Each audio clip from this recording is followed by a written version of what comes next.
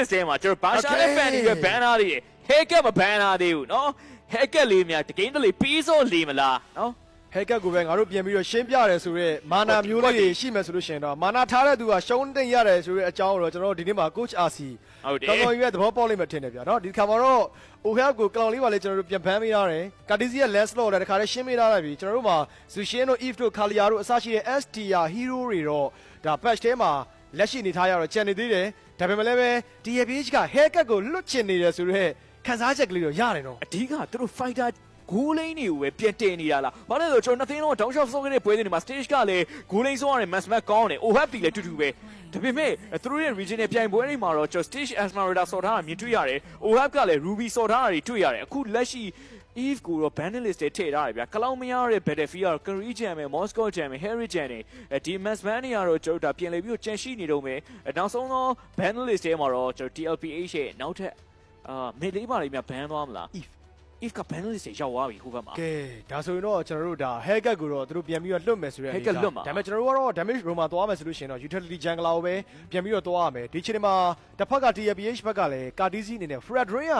pit rate ကတော့များတော့များတယ်ဟုတ်တယ်ဟော Fedrin နေအကိုင်းနေနော်ဒီကွက်တွေလာတာကြည့်ရတော့ပါဆိုတော့ဒီမှာတော့ Zushin လေးတော့ပြန်ပြီးတော့ ban လိုက်တယ်ဗျာ mid to mid ကတော့ကျွန်တော်တို့ခုနပြောသလိုပဲနည်းနည်း zone image ဘာညာတွေကထွက်ပြီးတော့တခြားကြံနေခဲ့တဲ့ Loyal တို့ Fasa တို့အဲ့လိုမျိုး patch တွေကပဲကျွန်တော်တို့ပြန်ပြီးတော့သုံးရမယ်ဆိုတော့ပွဲစဉ်လေးတွေဖြစ်လာတယ်ပေါ့နော်အဲ့တော့ first pick ကိုဘယ်လိုသွားမှထင်လဲ ခါလီယာဆော့မှာခါလီယာလွတ်နေသေးတယ်ခါလီယာ Fasa တွဲလုံးရှိတယ်ကျွန်တော်ဒီ cloud တွေပါဝင်ပတ်သက်လာခြင်းမရှိဘူးခါလီယာ Fasa ကတော်တော် strong နေတဲ့အခြေအနေမှာရှိတယ်အဲ့တော့ YG ဘက်ကကျွန်တော် hacker ရရင်တော့ game တစ်ခုလောက်ကတော့နည်းတော့ကျွန်တော် hacker ဆော့ကိုဆော့လောက်တယ်လို့ကျွန်တော်ထင်တယ်ပေါ့နော်အရှင်းပွဲစဉ်တွေမှာလည်းကျွန်တော် hacker နဲ့ win rate ဒါမြင့်မားခဲ့တဲ့အခြေအနေရှိတယ်ဒါပေမဲ့ Salvo ရဲ့ကျန်းဟီရိုဖြစ်တဲ့ယူရှောင်းတော့စပြီးတော့ယူသွားပြီဗျာယူရှောင်းပေးရတာကိုတွေတို့အရင်ကြီးမားတဲ့ပြဿနာမျိုးတော့မဟုတ်ဘူးပေါ့နော်ဘာလို့လဲဆိုတော့ပြောရမယ်ဆိုလို့ရှိရင်တော့ဒါ patch အရာတော့ကြီးမားတယ်ဆိုပေမဲ့ကိုရီအသင်းရဲ့တုတ်ပြန်ပုံနဲ့ကိုရီအသင်းရဲ့ hero pool နဲ့ကြည့်မယ်ဆိုလို့ရှိရင်တော့ယူရှောင်းကအရင်ရောကိုရီက priority pick တော့မဟုတ်မနေကြဘူးဗ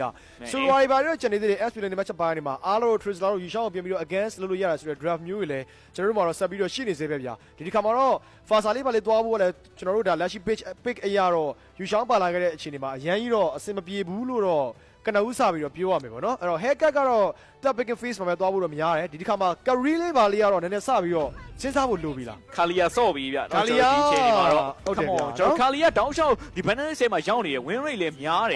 ်လက်ရှိချိန်ဒီမှာခါလီယာ Fasa comfort pick လေးကိုတော့ကျွန်တော် YG နေနဲ့ရောက်တော့ယူသွားပြီဗျာဒါကတော့ကောင်းတဲ့ရွေးချယ်မှုတစ်ခုပဲ objective fight ဒီမှာခါလီယာဆွဲခွန် Fasa air strike ကြီးအလုပ်တော်တော်ဖြစ်တဲ့ draft pick တစ်ခုလို့တော့ထင်တယ် TLPH ဘက်မှာအခုလွတ်သွားရတယ်မှာ Valentina ဆိုတာလွတ်သွားပြီကျွန်တော်ပေးရမှာ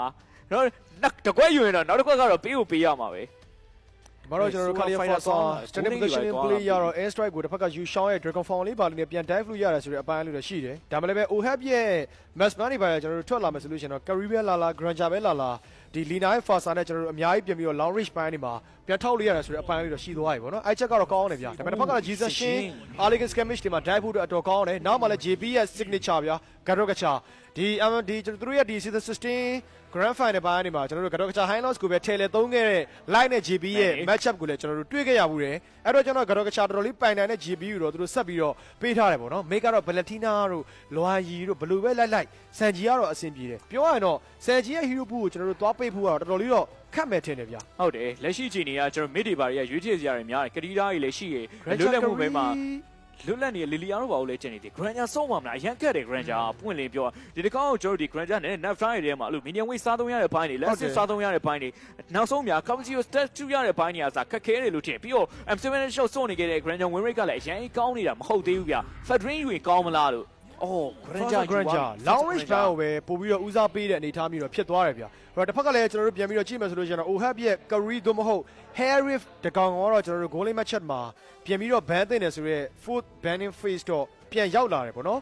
ဒါတော့အနေငယ်ဘေးရှိမှာတော့ OHAP ကိုပဲဒီနေရာမှာ target ထားစီခြင်းတယ်ကျွန်တော်တူးရဲ့အမြင်ရဆိုရင်ပေါ့လေ OHAP ကိုဖြတ်လိုက်တာကတော့ TPH ကိုပို့ပြီးတော့ထိုးနှက်ချက်ကြီးမားစေမလားဒါပေမဲ့ S ပြောခဲ့သလိုပဲဒီနေရာမှာ TPH က Freya တို့ဟာလာတကောင်ကောင်းပေါ့လေအဲ့လိုမျိုး goalie fighter တွေပဲရည်စံရှင်းနဲ့ပြန်တည်လာခဲ့မယ်ဆိုရင်ရောဒီတန်တရားလည်းရှိနေရဗျာ OHAP ကအဲ့လောက်စော့ပါမလားကျွန်တော်စဉ်းစားမိ OHAP ကကျွန်တော်ဒီစော့နေတဲ့ပွဲတွေမှာ Ruby လောက်ပဲစော့ခဲ့တာပဲရှိတာ Ruby ဘိုင်ရောမျောလင်းလို့ကောင်းမျောလင်းလို့ရနိုင်တာပေါ့ဗျာအကေများဟိုစော့မယ်ဆိုရင် Korea ကျန်တယ် Korea စော့ Ruby ban သွားပြီ Ruby ban လိုက်ပြီကဲ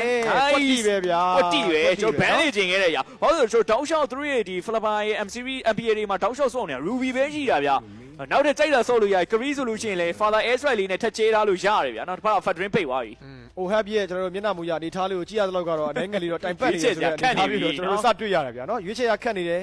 သူရွေးချယ်ရခက်တာကတော့ဟိုနည်းနည်းလေးကျွန်တော်တို့ဘယ်လိုပြောရမလဲဟိုပစ္စည်းရသိပြီးတော့မရှိတော့တဲ့ပုံစံမျိုးပေါ့နော်ကိုဝေတို့ဘောရွေးချယ်ရခက်တာနည်းနည်းများလို့ရွေးရခက်နေတဲ့သဘောဗျာသူကပြောင်းပြန်လေးတော့ဒါအိုဟပ်နဲ့ကိုဝေနဲ့အိုဟပ်အချိုးကျတယ်ဆိုတော့နော်နေသားမျိုးတွေတော့ကျွန်တော်တို့တွေ့ရတယ်အဲ့တော့ဒါအိုဟပ်ကြောင်းပြောရင်တော့ကျွန်တော်တို့ကစတာဝေကို mention လုပ်ရတယ်သူကမကြာခဏဒါအိုဟပ်နဲ့သူကတွဲမြင်လေးရှိတဲ့လူတယောက်ဖြစ်နေပြီဗျာဒီမှာ အဲ့ Rip ပိတ်သွားပြီဗျာနော်ကျွန်တော်ရှိသမျှအရာတွေအကုန်လုံးပိတ်ထားပြီးတော့သူတို့ကအဲ့လိုမျိုး Grand ကိုအသာလိရှိဖို့အတွက် lane face မှာရွေးချယ်ထားရလို့ထင်တယ်ဟာရာဥစားလည်းပိတ်တယ်ဒါပေမဲ့လက်ရှိအချိန်ဒီမှာ Handy နဲ့အဲ့လိုကျွေးပဲစော့မလားအကိုင်းတို့ဘာလို့ကျန်နေသေးအကိုင်းဖာစာခါလီယာ Grand တို့ဘာလို့အတွက်လုံးဝ safety ပဲပြန်သွားလို့ရတယ်ဗျာဒီစင်ရှင်းတို့ဘာလို့လဲပြန်လူတော့ရတယ်ကျွေးပဲမစော့ပဲနဲ့ကျွန်တော်ဆက်စင်စော့မယ်ဆိုလို့ရှိရင်လည်းလက်ရှိမှာ Nolan တို့ဘာလို့ကျန်နေသေး Nolan တော့ risk တော့များပါတယ်ကျွန်တော်ပုံဝင်လေးပြောရလို့ရှိရင်တော့ဒီခါလီယာတကောင်နဲ့ဒီ lane face ကသွားဖို့လာဖို့အတွက်နည်းနည်းတော့ခက်ခဲတယ်အဲ့တော့ damage taken လုတ်ပေးဖို့အတွက် Uranus ကိုပဲကျွန်တော်ဒီပြိုင် Marv နေနဲ့ရွေးချယ်ပေးထားတယ်ဗျာ Curry ဘာညာပြန်ပြီးတော့ထွက်လာမယ်ဆိုလို့ရှိရင်လည်းဒါအားလေးကမချက်မာတွေကကျွန်တော်တို့က Granger Force သာကောင်းကောင်း rotation သွားနိုင်မယ်ဆိုရင်တော့ဒီ Curry ကိုကောင်းကောင်း pressure ပေးလို့ရတယ်ဗျာအဲ့အတွက်ကြောင့်တော့ leg minute ပိုင်းချမှာလည်းတစ်ဖက်ကကျွန်တော်တို့ Curry သာ damage ထွက်လာမယ်ဆိုရင်တော့20 stack regeneration power နဲ့ Iron Ash တွေနဲ့ဒီ Uranus က damage taken ကိုအတိုင်းအတာတစ်ခုထိတော့ပြန်ပြီးတော့လုတ်ပေးနိုင်ပါလိမ့်မယ်ပြောရတော့ကျွန်တော်တို့ရှင်းမှာ command ခဲ့သလိုပဲ OHAP အတွက် hero pool ကတော့ဒီပွဲမှာတော်တော်လေးတော့ဂျင်းနဲ့ချက်တဲ့အခြေအနေကိုတော့ပြန်ပြီးတော့ရောက်သွားခဲ့တယ်ပေါ့နော် ဆိုချင် Curry ဆော့ Curry လောက်ပဲသူဆော့လို့ရတော့မှာဒါဆိုကျွန်တော်တို့ရဲ့ jungler လည်းမျော်မှန်းလို့မရသေးဘူးဗျာနည်းနည်းလေးတော့ TLPH ကိုဒီ draft မှာတော့ကျွန်တော်တို့ကမားအနေနဲ့ကောင်းကောင်းကြီးတော့ဒါထိုးနှက်ထားနိုင်ခဲ့တဲ့အနေအထားမျိုးလေးပေါ့လေကျွန်တော်တို့စပြီးတော့တွေ့ရပြီ ဆိုချင် Curry ဆော့ရင်ဆိုရင် Feather Airstrike လာမယ်နော်ကျွန်တော်တို့မှာ Sora နဲ့ Valentina ကျွန်တော်ရှေ့မှာပြောကျွန်တော်နားလိုက်တယ်ရှေ့မှာကျွန်တော် Sora Valentina ပြန်ယူသွားပြီးတော့ Sora goal lane နေပြန်ထွက်လာမလားလို့ဒါပေမဲ့ဟိုကျွန်တော်မှန်တိုင်းပြောရင် OHAP ပြဆိုတော့ကျွန်တော်လုံးဝမကြောက်ဘူး Okay ဗျာ အရှိကပွဲနေမှာဘာမှစော်ထားခြင်းမတွေ့ရဘူးဗျာဘလူးမျိုးပြန်ပြီးတော့ adaptation လုပ်မလဲဘူးပဲကျွန်တော်စဉ်းစားရမှာလက်ရှိအချိန်တွေက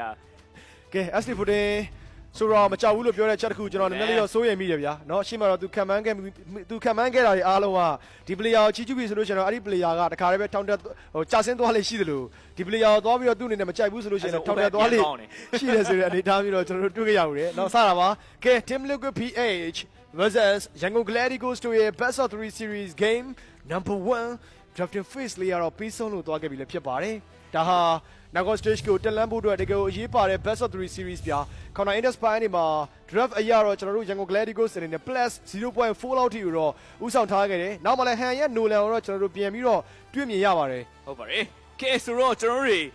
့ဖိလစ်ပိုင်အသင်းတွေနော်ကျွန်တော်ဖိလစ်ပိုင်အသင်းတွေတက်လာလို့ရှိရင်မြန်မာအသင်းတွေကဘယ်လိုမျိုးတီးထုတ်လဲဖိလစ်ပိုင်အသင်းတွေကိုစားသုံးတဲ့မြန်မာအသင်းရဲ့ပွဲတွေကိုတော့လမ်းတော့ down ထဲမှာကျွန်တော်တို့တွားရောက်ပြီးကြည့်ရှုကြမယ်ဗျာ Welcome to the land of dawn ပွဲတွေနေရတော့ကျွန်တော် far side ထွက်လာတယ်တစ်ဖက်ကလည်းကျွန်တော် Yushao အနေနဲ့ပြန်ထွက်လာတဲ့အရာတခုကိုကျွန်တော်လုံးဝမေ့ထားလို့မရအောင် Valentina ဆိုတာဆိုတဲ့တွဲလုံးတစ်ခုကလည်းဒီတစ်ခါတောက်လျှောက်တွားနေခဲ့တဲ့ meta fees တွေမှာတကယ်ကိုကျွန်တော်တို့ဒါ strong မာတွေဆိုတဲ့အရာတွေရှိတယ်ကျွန်တော်တို့ OHAP ကိုအရင်တော့စိုးရိမ်စိတ်တော့မရှိဘူးပွင့်လင်းလေးပြောရင်ရန်ကြောက်မနေဘူးပေါ့ဗျာပွင့်လင်းပြောရင် Sanfo ရဲ့ Sora မှာနည်းနည်းကြောက်ဖို့ကောင်းရင်ကောင်းပဲဒါပေမဲ့လက်ရှိအချိန်တွေကတော့ stage နေနဲ့ Granger ရရှိထားတဲ့အချိန်တွေမှာ Granger M7 တစ်လျှောက်လုံးဖြတ်သန်းလာခဲ့တဲ့အရာ win rate တော့အရင်မကောင်းအစကြီးနဲ့တပွဲလောက်တော့သူတို့စော်ထားတွေမြင်တွေ့ရတယ်အဲ့ပွဲစဉ်မှာတော့သူတို့အနိုင်ရရှိကြရတယ်ပေါ့နော် Allige match ရတော့တစ်ဖက်ကလည်း SMG Valentina double shade တွေအောက်မှာတော့ JP combination နဲ့အတူပဲ 2v2 မှာတော့ TLPH အနေနဲ့စတင်ပြီးတော့ဥဆောင်ထားဖို့ကြိုးစားနေတယ်ပေါ့နော်အောက်မှာတော့ OHAP ကတော့ဒီ Granger နဲ့ဒါ Massman နဲ့ Fighter နဲ့ဖြစ်နေခဲ့တဲ့အခိုက်အတန့်မှာတော့သူ့အနေနဲ့ဒါ Fighter အနေနဲ့လေးပို့ပြီးတော့ဥဆောင်ထားဖို့တော့ရှိနေမယ် Gokrat ဘာညာလည်းသူစပြီးရရှိထားဖို့တော့ကြိုးစားနေခဲ့တဲ့အနေထားတွေမှာတစ်ဖက်ကလည်း Han နဲ့ Blink ရဲ့ jungle တွေကိုတော့ JP တောက်လျှောက်လာပြီးတော့ပြရတယ်ဗျာအဲ့တော့ early match ရထွေထွေမှုသိမ့်မရှိသေးဘူးဆိုတော့ဒီ match up လေးမှာတစ်ဖက်ကတော့ TLPH နော် SMG flicker လေးတော့ပြန်ပြီးတော့ပေးထားလိုက်ရတယ် display မရှိနေဘူးနော်120 second cooldown စပြီးတော့ကြော်ထွက်လာမယ် first ကြတဲ့ team fight မှာ Sanji ရဲ့ flicker ပြန်ဆောက်အောင်မယ်အပေါ် lane phase match တွေကတော့ထုံးစံတိုင်းပဲရှင်းနေရင်နေနဲ့တော့ minion win ရှင်းရတဲ့ဘိုင်းနဲ့ဒါ minion win မလွတ်အောင်ပဲသူ priority ထားပြီးရှင်းပါဗျာ Oracle တွေပြီးလာတဲ့အချိန်တွေကျွန်တော်ဒီအသီနာရှိပြီးလာခဲ့တဲ့အချိန်တွေမှာအသင်းထွက်ဒါ damage taken လုတ်ပေးမယ်ဒီလိုပုံစံမျိုးပဲဒါပြန်တည်သွားဖို့ရှိနေမယ် YG နေနဲ့ early game minute တွေမှာကျွန်တော် Kalia Fasa တွဲလုံးနဲ့ Nolan ဒီတော်တော်ကြီးကို power spike ဖြစ်တယ် damage ပေးဖို့အတွက်တော်တော်များတဲ့အနေအထားတွေမှာရှိရဗျာဒီဟာတခုတော့ကျွန်တော်ကောင်းကောင်းအသုံးချသွားနိုင်မယ်လို့လုံးဝထင်နေဗျာ Han ရဲ့ fracture time လေးပြန်ပြီးတော့ရောက်ရှိလာခဲ့ပြီနောက်မှလည်း JP အနေနဲ့ကတော့အရင်ကျွန်းလို့မရအောင်ဆိုတဲ့အနေအထားမျိုးလေးတော့ဖြစ်နေရပေါ့နော်တစ်ဖက်ကလည်း revitalize နဲ့ပါညာပြန်ပြီးတော့ရှိနေသေးပဲဆိုတော့အရင်တော့ early match ရကျွန်တော်တို့ကတော့ dive လို့တော့သိမရသေးဘူးဗျာ OHAP ကတော့ဒီ fighter နဲ့ goal line match ကိုသူကောင်းကောင်းကြီးအသုံးချဖို့တော့ကြိုးစားနေတယ် နည်းနည်းမီနီယမ်မှာညာပြန်ပြီးတော့ဖြတ်ချင်ခဲ့တဲ့အရာမျိုးလေးလည်းတွေ့ရတယ်ပေါ့နော်သို့တော်လည်းထင်တယ်လို့ကြီးတော့မလွယ်သေးဘူးဗျာအားလီဂိမ်းမှာ Resident 6ချက်နဲ့ Spellback Control လေးအနေငယ်ပြန်ရှိနေခဲ့တဲ့ Stage ရဲ့ Granger ပြစ်ချက်တွေအောက်မှာတော့ OHAP လည်းဖြစ်နေရဆိုတော့ Mechanic ဘိုင်းမှာတော့သူစီရတယ်ကျွန်တော်တို့က SD ပြောသလိုပဲအရန်ကြီးတော့ကြောက်စရာတော့တိတ်မရှိဘူးကဲငကားဝေးဝိုက်ပြန်တန်းနေတဲ့အချိန်ဒီမှာတော့တာတေယာတော့ကျွန်တော်တို့တွားပြီးလူမှာမဟုတ်အဓိကတော့ blend အနေနဲ့ ultimate မရနေသေးဘူးဗျာ because vine တွေမှာကျွန်တော်မရနေတဲ့အရာတခုသူတို့အနေနဲ့လုံးဝကြီးမလုပ်ခဲ့ဘူးဒါပေမဲ့ buff လေးကိုပဲပြန်သွားတယ် golden တစ်ကောင်လောက်ကိုတော့ကျွန်တော်ပြန်ပေးရဖို့ရိုင်းလုံးများတယ်ဗျာအဲ့တော့ကျွန်တော်ဒီနာဂျန်ကအသေးလေးဖြစ်တဲ့ golden တစ်ကောင်ပေးလိုက်ရတယ်ဒါပေမဲ့လက်ရှိချိန်ကြီးထိတော့ YG နေနဲ့သူတို့ trainer တခုကဒီ buff ဘာတွေအကုန်လုံးကိုပဲသူတို့အနေနဲ့ပြန်လဲစားတောက်ထားသေးရဲ့ဗျာ monster လေးပါလေမပြတ်ဘူးဆိုလို့ရှိရင်တော့ okay တယ် fine တယ်ဗျာနော်ဒါပေမဲ့ကျွန်တော်တို့ဒါတာတန်နဲ့အဲ့လိုမျိုး golden တစ်ကောင်ပါညာပြန်ပေးရတဲ့အခိုက်အတန့်မှာတော့ YG နေနဲ့ပြန်ပြီးတော့ like ကတ်ထားဖို့တော့လိုလိမ့်မယ်အောက်မှာတော့ stage 1v1 လွတ်ထားပြီးတော့ 4v4 rotation သွားနေကြတယ်ဆိုတဲ့အချက်တခုကတော့အားစရာကောင်းတယ်ဗျ skirmish ပိုင်းမှာကျွန်တော်တို့ကအရင် failure ဖြစ်တော့သိမရှိဘူး Titan Strike tsunami snap နဲ့ပါလာတဲ့ fracture တွေအောက်မှာတော့ SMG first blood ကို hand ထပ်ပြီးတော့အစောတော့ပါလာခဲ့ damage တွေမှာ AOG ပြန်ကင်ထားရတဲ့ပဲ141ကိုတော့ Cartesi မရရအောင်တော့ trade သွားတယ်ဗျာဒီလဲလဲမှုကတန့်နေဗျာနော်ကျွန်တော်တို့စံကြီးရလိုက်တာ mid lane ကြီးကိုရလိုက်တာ buff ကိုလာထိုက်တဲ့ကိစ္စတွေမှာလဲကျွန်တော်ဟန်နောက်ကိုတော့ပြန်ဖုန်းကိုကြိုးစားတယ်နောက်မှာတော့ကျွန်တော်တခါနဲ့ Cartesi တစ်ချက်အိုးဟန်နေတဲ့ဒီချိန်မှာပြန်ပေးလိုက်ရတယ်ဗျာရအောင်တော့သူရှောင်ရှားဖို့ကြိုးစားရမယ် JP နဲ့ Cartesi dive တဲ့တန်ကိုတော့ကောင်းကောင်းခံစားလိုက်ရတယ်လို့ပဲကျွန်တော်ပြောရမယ်ဒါပေမဲ့ now အရင်မကွာနေသေးဘူး station နဲ့လုံးဝ freely space ရထားသလိုကျွန်တော်တောက်လျှောက် save ထားတယ် cover zero step တွေရလာပြီဆိုလို့ရှိရင်အားလေးနဲ့ mid game time မကြိုင်ရင် mid game time ဝင်လာတဲ့ time တွေမှာ Granger ရဲ့ cover zero step ဖြစ်တဲ့ Recipe Datsuna တန်တွေကိုတော့ကျွန်တော်တောက်လျှောက်မြင်တွေ့ရနိုင်နေဗျာဒီတွဲဖက်ကတော့ကျွန်တော်တို့ရှေ့မှာပြောခဲ့တဲ့အတိုင်းပဲဗျာနော်နည်းနည်း Jungle Rush တဲ့အပိုင်းတွေမှာကတော့ကချာယူတင်ချင်းတွဲလို့ရတယ်နည်းနည်းလေးတော့အာယုံများတယ်အာယုံစားတယ်ပေါ့နော်နောက်လဲနောက်တယ်ပေါ့ Hana Strike ကတော့ Cartesi first item priority နဲ့ပြီးသွားပြီဒါအရင်ကြီးတော့ကောင်းတဲ့အလားအလာမျိုးတော့မဟုတ်ဘူးဗျပုံပုံလေးလေးပြောရရင်ပေါ့နော်ဘာလို့လဲဆိုတော့ဒါရင်သရှင်းစာအားလေးမှာ power spike ဖြစ်ခဲ့မှာဆိုလို့ရှိရင်တော့နောက်ပိုင်း legacy မောင် shot ကတိုင်မင်းနဲ့ကျွန်တော်တို့က silent ခံခဲ့မှာ Granger CO ပါဒါ stitch CO ပါ pressure ရောက်လာနိုင်တယ်အဲ့ဒီချက်တစ်ခုတော့ကျွန်တော်တို့ပြန်ပြီးတော့သတိထားဖို့လိုတယ်ပေါ့ဗျာ Jango Gladiators ကတော့ဒါ hand နဲ့အဆင်ပြေနေသေးပဲဆိုတော့သူ့ရဲ့နောက်ပိုင်း fracture နဲ့ပြန် dive မဲ့အရာလေးတွေနည်းနည်းပြန်ပြီးတော့ flanking သွားမဲ့အပန်းလေးတွေကြည့်ရမယ်ဗျာခုနကအခိုက်အတန့်လိုမျိုးဒါ Balatina ကိုပြန်ဆွဲပြီးတော့နောက်တော့ fracture နဲ့ပြန်ပြီးတော့ pick off ဖြတ်တာမျိုးဆိုလို့ရှိရင်လည်းအဆင်ပြေတယ်ဗျာ Hepta C နဲ့ Genius 1 right hand လေးပဲ Jango Gladiators hand နဲ့ Lina ဆက်ပြီးတော့ပြီးလာခဲ့ပါပြီ fast priority item အနေနဲ့တော့ YG နဲ့ပြီးသွားပြီဆိုတော့ကျွန်တော်ဒီတစ်ခေါက်ဒါပေါ်လာမဲ့ target fight ကတော့ဒီတော့လာဆိုင်ပြီကျွန်တော်စီမှာ pick off ရှိတယ် Kalia Fasa တွဲလုံးလေးဒီဟာလေးကိုတော့ကျွန်တော်ဒီအကောင့်တွေပေါ်သွားနိုင်မလားကြည့်ရမယ်ဘယ်တဲ့စဖွင့်နေဗျာเนาะအရင်ဆုံးငကားတော့ဝေးဝိုက်ပြန်တဲ့ဟန်ကိုအရင်ဆုံးရှာနေတာဒီနာကိုလည်း position တဲလို့မရအောင်ကျွန်တော်နောက်လျှောက်ထားတယ် so green မှာ Fury Dice Battle Fighter နဲ့ပဲဒီတစ်ခေါက်တာတွေကတော့ကျွန်တော် Team Liquid PH ရောက်ထားတယ် battle ချက်ချင်းကြီးကျွန်တော်နောက်ကိုစုပ်သွားတယ်ဗျာ ယူရှာကတော့ကချာနှစ်ကောင်ပါလာခဲ့တယ်ဆိုတဲ့ချက်တစ်ခုဒီအားတစ်ခုကောင်းကောင်းသုံးချပြီးတော့ Team Liquid PH ဘက်ကနေတာတယ်ကိုတောင်းလျှောက်ပြီးပဲ focus ထားနေကြတယ်ဆိုတော့အပိုင်းလေးတော့တွေ့ရတယ်ဗျာเนาะပြောရရင်တော့ဒီ Aston Jungle လည်းဖြစ်နေကြတဲ့ခိုက်တဲ့မှာကျွန်တော်တို့က Jungle Gladiators နဲ့အရင်သွားပြီးတော့တိုးလို့မရဘူးတိုင်မင်ရတော့သွားပြီးတော့တီးနေတဲ့ Cartesi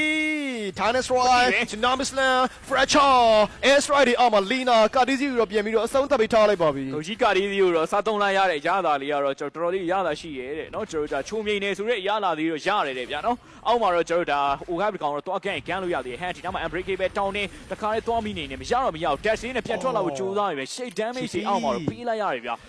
ကတော့ကချား space casting ကတော်တော်လေးတော့တက်ရက်သွားခဲ့တယ်ဆိုတော့ကျွန်တော်တို့တွေ့လိုက်ရတယ်ပေါ့နော်ညင်းလို့တော့မရဘူးဗျာနိုလန်ကတော့သူတို့နဲ့ပြန်ပြီးတော့နှစ်ခါလောက်ထိ take down လုပ်ထားနိုင်ခဲ့တယ်အဲ့တို့ကြောင့်တော့ Team Liquid PH ဘက်ကလည်းသူတို့ရဲ့ hero kill လေးပါလေးဒါ Cartesi ပြန်ပြီးတော့ကြားခဲ့တယ်ဆိုပေမဲ့ပြန်မဲ့ jungle ကိုပြန်ပြီးတော့ရောက်နိုင်မှုအပိုင်းအနေဖာထေးပေးနိုင်တဲ့အပိုင်းအနေမှာတော့ short တက်လို့မရတဲ့အသင်းမျိုးလို့တော့ကျွန်တော်တို့စပြီးတော့တွေ့ရတယ်ဗျာ TPH နေထားကြောင့်လည်းဖြစ်လိမ့်မယ်ပေါ့နော် stage ကတော့သူ့အနေနဲ့9မိနစ်ခွဲအတိုင်းမှာ double lane face လေးပါလေးလာဖို့တော့ကြိုးစားတယ်ဒါပေမဲ့တစ်ဖက်က blink ကို JP ဖြတ်တိုင်းနေပဲအောက်မှာတော့ OHAP ကိုပို့ပြီးတော့တက်တောင့်တက်တာဖြစ်အောင်တော့ကြိုးစားနေရဗျာဒါဟာ mid game time တွေမှာ Surai combinationကိုတော့ကျွန်တော်တို့ကနည်းနည်းလေးပို့ပြီးတော့ဂယုဆိုင်မဲ့သဘောပါပဲလက်ရှိကတော့ just sky ပြီးတော့ပြီးနေပြီနောက်လျှောက် Malefic တွေပြန်သွားတယ်ဗျာ station နဲ့ mid game time မှာဘယ်တဲ့ဝင်လာဖို့အတွက်ကိုပဲ YG နဲ့မျောလင့်နေတဲ့ပုံစံတစ်ခုပဲ YG တီးတဲ့ကြော်ဒီအခုလက်ရှိ ganking တွေအရင်အိမ်မနေသေးဘူးသူတို့ Cartesi ကို dive တဲ့ပုံစံမျိုးတွေကောင်းနေမြင့်မှာ Sanji ကိုဖြစ်ခဲ့တဲ့ Battlefield စီကျွန်တော်မြင်တွေ့ရတယ်ဒါသည်ကျွန်တော် potential ရှိတဲ့လားလာတွေဖြစ်တယ် Team Liquid Philippines ဘက်ကတော့သူတို့ dive ချင်အောင်ရိုင်း dive လို့မရသေးဘူးသူတို့ပြင်သူတို့ objective fight မှာပဲဒီယူရှောင်းတကားပြန်တမ်းမယ် AOG ပြန်ထောက်ရေးစံရှင်းရယူတဲ့ပုံစံမျိုးတွေပဲပြန်သွားကြတယ်အခုလက်ရှိတော့ stage lane ကိုလာပြီးတော့ဖြီးတိုင်းနေပဲအောက် lane တစ် lane ကိုတော့ Team Liquid PH ပြန်လင်းပြီးတော့ရအောင်သွားတယ်ဗျာကျွန်တော်တို့ရှိမပြောခဲ့သလိုပဲ Jungle Skirmish ပိုင်းနေမှာဒါတစ်ဖက်က TPH အနေနဲ့ကောင်းကောင်းကြီးဥဆောင်ထားမယ်ဆိုလို့ရှိရင်တော့ဒီ pressure တွေဟာ Golia Stage CO ပါရောက်ရှိလာနိုင်ခဲ့တယ်ဆိုတဲ့အနေအထားမျိုးလေးပေါ့နော်ဒါလည်းဒီ prediction လည်းတကယ်ကိုပဲပွဲချိန်6မိနစ်ခွဲတိုင်မှာရောက်ရှိလာခဲ့တယ် Furious Style Dragon Tail မှာ Sanford တခါတည်းပဲ Dragon Fall လေးပြန်ပြီးတော့ပြောင်းလာသေးတယ်ဗျာနောက်မှလည်းခံ Lina ပြန်ပြေးနေရတဲ့ခိုက်တဲ့တစ်ခုမှာတစ်ဖက်ကလည်း Blink ပြန်ပြီးတော့သူ့ Dinosaur လေးပါလေးပြန်ကြည့်ထားဖို့တော့ကြိုးစားတယ်ရင်တကောင်နဲ့ပြန်ပြီးတော့ရှိနေခဲ့တဲ့ခိုက်တဲ့မှာတော့တစ်ဖက်ကလည်း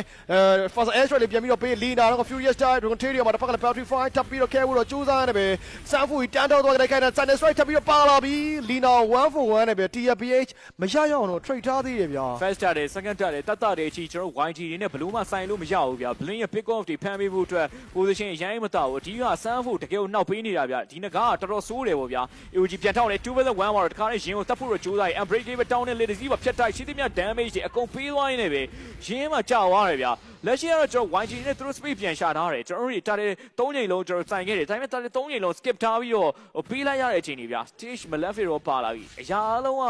ကကျွန်တော်ဒီ stage ပေါ်မှာမူတည်လာပြီလို့ကျွန်တော်ဆိုရမယ်အားတကယ် minute timing တွေအကုန်လုံးကသူ family space နဲ့ကျွန်တော်အတင်းက comfort ဖြစ်အောင်ပြန်သွားတဲ့အပိုင်းတွေမှာ OHP လေတောက်လျှောက် space ရထားတယ် level တစ်ဆင့်တော့မှကျွန်တော် stage တက်ပို့ပြီးတာနေခဲ့တဲ့အရာဗျာနောက်ပိုင်း TFPH ရဲ့ Selangor Red Giants ကိုရှုံးနေပြီးတဲ့နောက်မှာသူတို့အနေနဲ့ဒါပြောင်းလဲသွားခဲ့တဲ့ strategy ဒီ draft index လေးကတော့ကောင်းတယ်လို့ကျွန်တော်တို့ပြောရမယ်ပေါ့နော်ဒါနည်းနည်း Maxman ပိုင်းကနေမှာအနေငယ်လေး cloud မရရင်တော့ဒါကျွန်တော်တို့သုံးသပ်ခဲ့ကြသလိုအားနည်းတဲ့ဒီ OHP ကိုသူတို့အနေနဲ့ပြန်ပြီးတော့ fighter လေးပါလေးနဲ့ save လေးပြန်သွားတယ် 4v4 skirmish တွေနဲ့ combination ကိုပိုဦးစားပေးလိုက်ပြီးတော့ jungle မှာသူတို့တောင်ချတယ်ဆိုတော့ Yosin နဲ့ draft တစ်ခုနဲ့ပဲဒါ strategy တစ်ခုနဲ့တူပဲပြန်ပြီးတော့သွားလာတယ်နောက်မှာလည်း KTC ပါလာပြီထောင်းနေမှာတစ်ဖက်လိုက် unbreakable နဲ့ JP တောက်လျှောက်လိုက်ကြည့်နေခဲ့တဲ့အခိုက်အတန့်ပြဒီ buff ကိုပါ Nolan နေနဲ့ဟန်ပြန်ပေးရဖို့တော့များနေခဲ့လို့ကျန်နေခဲ့တဲ့ Million First Tower ကိုလည်း Tin Liquid PH ပြန်ကြည့်တယ် Tarnet Strike Streamisland နဲ့ Fracture အောက်မှာတောက်လျှောက်ဆိုလို့ 7-4 The Human Calculator ဒီကမှာတော့ပြန် down ခဲ့ဆိုပေမဲ့ 1-for-1 တော့မရရအောင်ပြန်ပြီးတော့ trade ထားသေးတယ်ဗျာသုံးကသွားကန်တဲ့အချိန်မှာတကောင်သွားပြီး trading လုပ်ရတဲ့အပိုင်းတွေကတော့အရင်ကတော့မတန်ဘူးလို့ပြောရမယ်ဗျာတတ်တယ်ပြီးသွားတဲ့အချိန်မှာ Tin Liquid PH ရဲ့ movement တန်တော်တော်ကြီးကိုကျန်းလာတယ် Tower Form ပြောင်းတခါလေးဝင်လာဖို့လုပ်ပေမဲ့ဒီတစ်ခေါက်မှာကျွန်တော် Tower Sheet တွေပါပြန်ပြီးတော့ပေးရတယ်ဗျာ Fracture Dash မှာပြန်မှာတော့ JP တစ်ခေါက်သွားပြီးရှင်းဖို့ကြိုးစားဟန်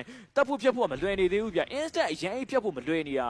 ာအဓိကနောက်ပိုင်းသူရဲ့ဒီ Malefic Raw လေးပါလေးတော့ပြန်ပြီးတော့တောက်လျှောက်လူလာခဲ့တဲ့အပိုင်းလေးတွေရှိတယ်ဗောနော်ကတော့ကချာဒီအမာနည်းနည်းလေးပြန်ပြီးတော့ရှိတဲ့ hero မျိုးဗျာအဲ့တော့ကျွန်တော်တောင်း damage မျိုးတွေတော့မရဘူးနောက်မှာတော့ stage Hand Strike ထပ်ပြီးတော့ပြီးလာသလို Divine Cleave ကိုလည်း Lina Farsa မှာ Magical Penetration plus 40အနေနဲ့ကျွန်တော်တို့ပြန်ပြီးတော့တွေ့ရပြီဗျာအဲ့ချက်ကတော့မစိုးဘူးဗျနောက်ပိုင်း Granger နဲ့ Farsa တို့ရဲ့ long range တွေအောက်မှာဝင်လာသမျှအရာတွေအားလုံးကိုပြန်ပြီးတော့ခြေမုံလို့ရတယ်ဆိုတဲ့အပိုင်းလေးတွေရှိမယ်ဆန်ဂျီက Blood Wings လေးပြန်ပြီးတော့ပြီးလာတယ်ဗောနော် Double Shake နဲ့ရှိတွေမှာတိတ်ပြီးတော့မလွယ်သေးဘူး Tarnet Strike Streamisland နဲ့ 5v1 ဖြတ်နေတာ Oh ha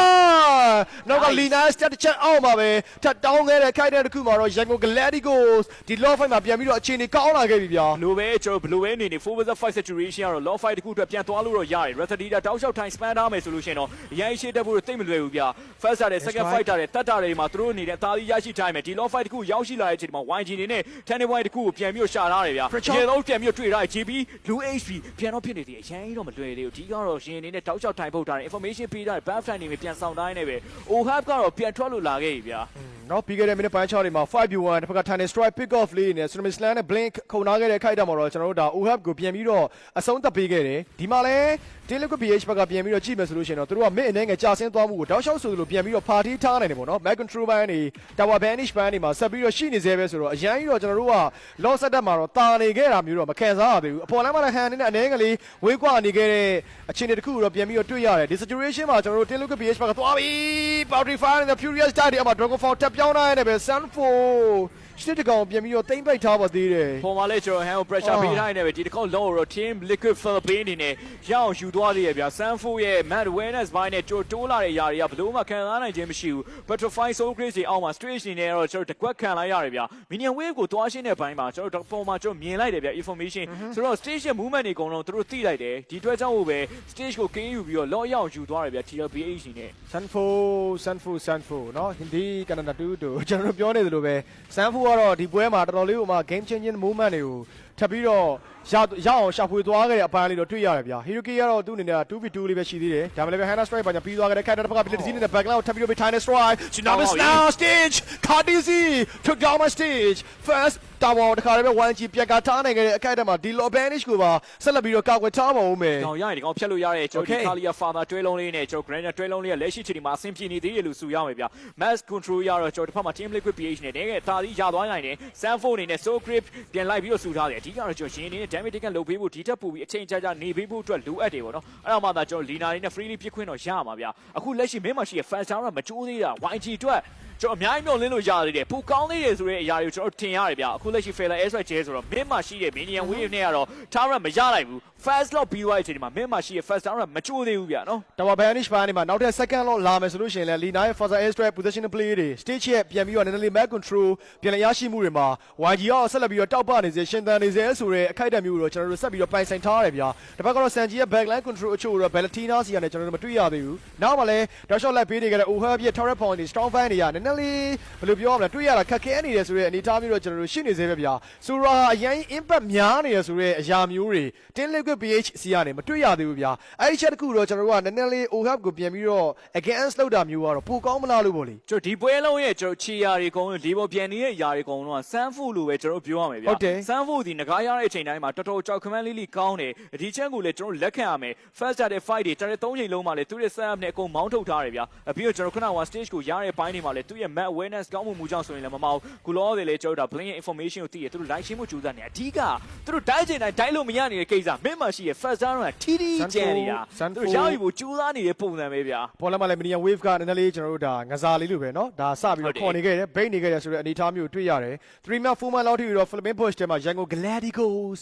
ပြန်ချောင်းမှုတော့စူးစမ်းနေတယ်ဗျာဒါမှလည်းပဲဆန်ဖူအသင်ပြောင်းနေတယ်စောင့်စမ်းနေတယ်ဆိုတဲ့အချက်တစ်ခုလေသူတို့အနေနဲ့ကောင်းကောင်းပြီးတော့တီးပုံပေါ်တယ်အဲ့အတွက်ကြောင့်တော့ဒီသူတို့ရဲ့ bait နေခဲ့တဲ့နောက်ပိုင်းကျွန်တော်တို့တွေ့ရတဲ့ဒါ Minion Wave လေးကိုသွားမစားတော့ဘဲနဲ့မင်းမှာပဲ stational Lina ပြန်ပြီးတော့အယောင်ပြရတယ်ပေါ့နော်အဲ့တော့ဆန်ဖူသွားပြီးတော့ပုံမှန်နေမယ်ဆိုလို့ရှိရင်လည်းထူးတော့မထူးဘူးဗျာ DPH ကတော့ရှင်းတယ်မလာရင်တော့သူတို့အနေနဲ့ပြန် push ထားပြီးတော့ဒီຢာတစ်ခု expanded river နဲ့ပဲဆန်ဖူကတော့ပြန်လိုက်လာဖို့တော့များတယ်ပေါ့နော် blend နည်းနည်းလေးပြန်ပြီးတော့ခံထားခဲ့တယ်ဆိုတဲ့အချက်တစ်ခုကတော့မစိုးဘူးဗျာဒါပေမဲ့ stage အန်ဒီရများတယ်နော်ဒီ monster စားပြီးသွားတယ်တော့ Torres ပေါ်ပြောင်းလာပြီဒီကောင်လည်းပဲတစ်ဖက်ကလည်းတောင်းရှော့ဆိုလို့ရင် only ကိုလာကြည့်နေကြတဲ့အခိုက်အတန့်မှာတောင်းရှော့ပဲ Torres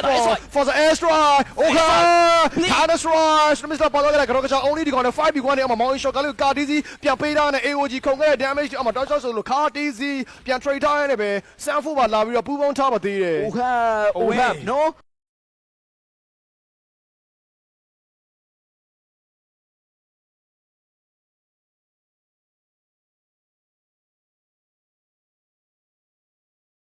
ကန်ကောင်းသွားပြီလို့သာကျွန်တော်ဒီတစ်ချိန်တော့လွတ်ပေးသွားတာဗျလွတ်သွားတယ်လို့ဆိုရမယ်နော်နောက်တစ်ချိန်ဆိုရင်တော့မရတော့နော် Failure Airstrike ကျဲလို့ရှိရင်ထပ်ပြီးတော့ show ရိုင်လုံးတော့များတယ်ဒါပေမဲ့ဒီတစ်ချိန်မှာလော့ထွက်လာခဲ့ပြီ Sanford ဘာလို့လဲကျွန်တော်မြေပုံမှာမြင်တွေ့နေရတယ်ဗျ YG ဘက်က Blink ရဲ့ကျွန်တော်စီ Tsunami Slant Title Strike ရှိနေတဲ့ timing တွေမှာ Team Liquid PH နဲ့လောက်ရကန်ရခက်ခဲတယ်ပြီးတော့ကျွန်တော်ရင်အနေနဲ့ခုနက damage လေးကန်လုပ်ပေးသွားတဲ့အချိန်မှာ Purify ရှိနေတဲ့ timing တွေမှာဆိုလို့ရှိရင်ကျွန်တော်တို့ရဲ့ instant ဖြတ်ဖို့အတွက် damage မလုံလောက်သေးဘူးဆိုတဲ့အရာတွေကျွန်တော်မြင်တွေ့နေရတယ်လောတော့အခုလောတယ်မှာလက်ရှိစယူပြီးတော့ကြိုးစားရင် Mountain Shocker နဲ့တော့ Vision ပြန်ပြီးတော့ဖွင့်ထားတယ်ဗျတိုးတော့မလွယ်သေးဘူး Tsunami Slant ဆွဲတော့ခေါ်လိုက်နောက်မှာ Rhapsody Dash ဆိုတာ Turret Form ပြန်ပြီးတော့ပြောင်းလိုက် JP ဆောက်ကြိုင်ငကားဘတ်လိုင်းမှာတော့ခွဲလောက်ပြီးတော့ကြိုးစားဒီငကားတော့ Stage Petrify Superior Die So Great အောက်မှာအကောင်းဆုံး like ထား Rhapsody Dash ဆိုတာဒါနဲ့ပြန်ပြီးခွဲလိုက်နေမှာ Stage ပြန်ပြီးတော့ပေးရတယ်ဗျာ Sambo position ကျော်သွားတဲ့အချိန်တွေမှာတော့ Lina Energy Impact နဲ့ဒီ Sambo အနေနဲ့တော့ကျွန်တော်နောက်တဲ့ Hero Carry ကိုတော့ရအောင်ယူသွားခဲ့ပါသေးရဲ့ This man Sanford ရဒုံလုံးတယ်ဗျာ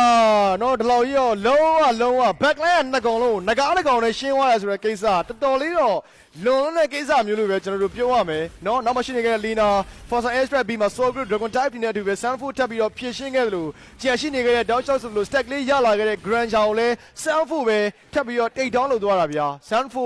Sanford တကယ်ကိုပဲမြန်မာအသင်းရဲ့ playoff တက်ရေးမျှော်လင့်ချက်ကိုတကယ်ကိုကြီးမားတဲ့ threat တစ်ခုတော့ဖြစ်သွားခဲ့ပြီဗျာ တကယ်ကိုကောင်းတဲ့ကျွန်တော်ငကားဖြစ်နေခဲ့တယ်လို့ပဲကျွန်တော်တို့သုံးသပ်ရမယ်ဒီ Sanford ကတကယ်ကောင်းတာပဲထောင်းရနေကြည့်ပါတားယူတာဗျာအဲ့လက်ရှိချိန်တွေကကျွန်တော်ထုံးစံတိုင်းပဲလော်ပေးလိုက်ရတယ်မိမရှိရဲ့ first round ကခွင့်ပြုပေးရတယ်ဗျ defense လုပ်ဖို့အတွက်ကျွန်တော်တို့ဒီမှာမျောလင်းချက်လေးရှိသေးတယ်ဘာလို့လဲဆိုတော့ကျွန်တော် Lina ရဲ့ father ရှိနေသေးတယ် AOE ကဒီတကောင် battlefield တွေရ JP ကြတယ် Tower Form ပြောင်းခဲ့တဲ့ Ohab တို့ဘာလို့လဲကျွန်တော်အရင် fine နေခဲ့တာမဟုတ်ဘူး Winner Crown တွေပါပြန်ခဲပြီးတော့သူကိုယ်တိုင်လည်းကျွန်တော်တော်တော်လေး low HP ဖြစ်သွားခဲ့တဲ့အချိန်တကယ်နဲ့ Typhoon ရဲ့ကိစ္စအဲ့ Sanford ကတော်တော်ဆိုးတာကျွန်တော် battle highlight တိုင်းမှာဟိုးနောက်ထဲထိလိုက်ပြီးတော့ကျွန်တော်အကုန်ရှင်းသွားတာဗျာ